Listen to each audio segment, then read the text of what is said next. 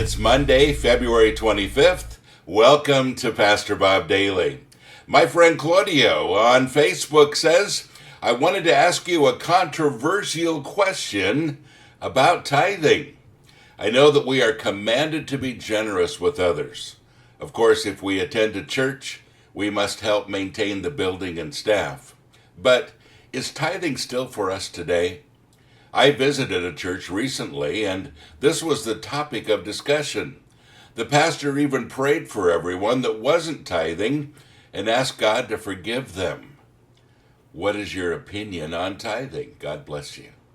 God bless you, Claudio. Thank you so much for the question.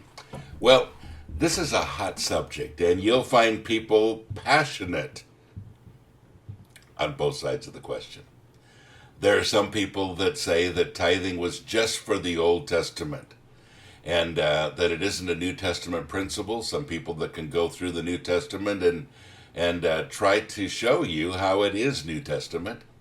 There are others that believe that tithing, again, is not for today, that it was an Old Testament thing, and today tithing has become obsolete. Well, I'm not going to approach this subject from that viewpoint because, you know what, folks? I really don't care.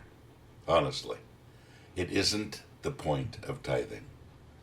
You know, the point of tithing has nothing to do with a command. It has to do with the heart. And I believe that tithing is an important thing, but folks, your heart in tithing is really important. I think one of the key scriptures on tithing is this: God loves a cheerful giver. Now, I love that Greek word there. It actually means hilarious. God loves a hilarious... God loves people who are having fun with giving. Now, how do you get to that place? And some of you say, wait a minute, I've never enjoyed it. You know, to open up my wallet or to open up my purse and get money out of it and give it away has never been cheerful or hilarious to me. And I would just say, folks, it's because maybe your heart hasn't been captured by the needs of people. And that's the point. You know, when I think of tithing, I think of this great opportunity that we have to bless people's lives who really need it. It's really sharing the wealth, sharing the money, giving to each other as they had need. Now, there's such a great picture of the New Testament church. In Acts chapter 2, and if you have some time today, why don't you go there? Start with about verse 41.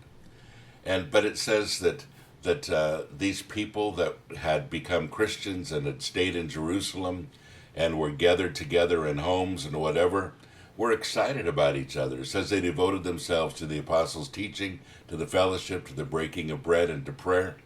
Many thousands of people were added to their numbers every single day, those who were being saved. And then later on in the chapter, it talks about how they sold everything they had.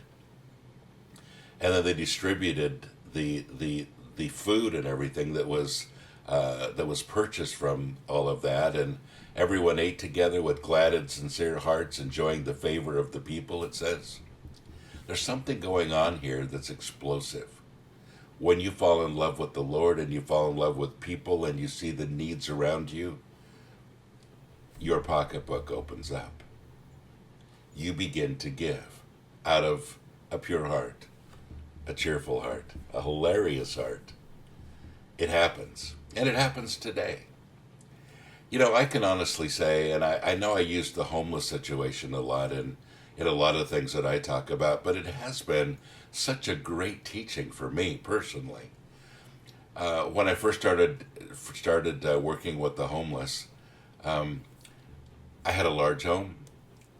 I had a closet full of clothes, and I've really, because of that and a lot of other things in my life, I've scaled down, obviously. The room that I'm in right now is the room that I live in, and it's 300 square feet. And it's very small. The things that I have in here are essentials and keepsakes.